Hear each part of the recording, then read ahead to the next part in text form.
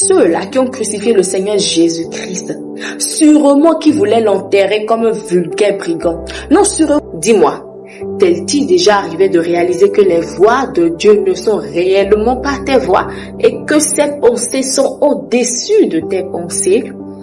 T'est-il déjà arrivé de voir que Dieu utilise des situations qui te semblent banales, des situations qui te semblent bizarres pour accomplir sa volonté, pour faire jaillir sa gloire parce qu'il doit se glorifier?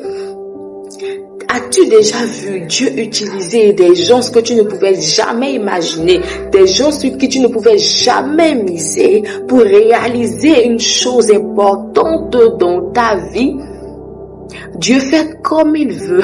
Il utilise des situations qu'on n'aurait jamais, sur lesquelles on n'aurait jamais pensé pour répondre à nos prières. Il utilise des personnes sur lesquelles on n'aurait jamais misé pour nous relever, pour agir dans notre vie. Dieu fait comme il veut. Dieu n'aime pas le vide. Et lorsqu'il y a un vide dans ta vie, Dieu le remplit en même temps. Lorsque les gens se disent la nature a horreur du vide, c'est Dieu qui a horreur du vide. Lorsqu'il y a un vide dans ta vie, Dieu vient très vite combler ce vide-là. Lorsqu'une saison est passée, il ramène en même temps une autre saison. Lorsque des gens se quittent ta vie, il les remplace en même temps par des gens meilleurs.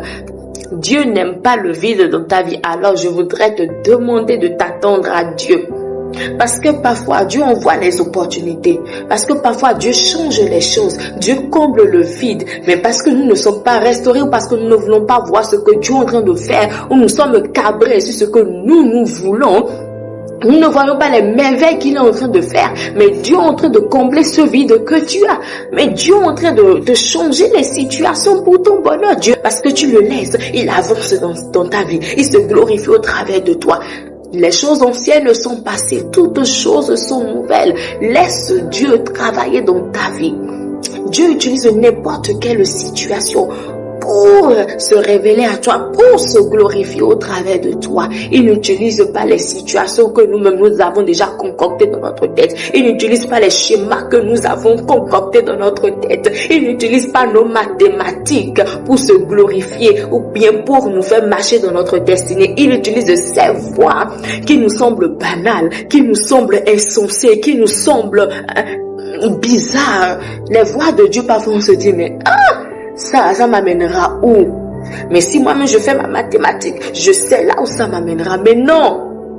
Il dit de lui faire complètement confiance. Fais-lui confiance. C'est lui qui t'instruit. Il utilise des situations pour se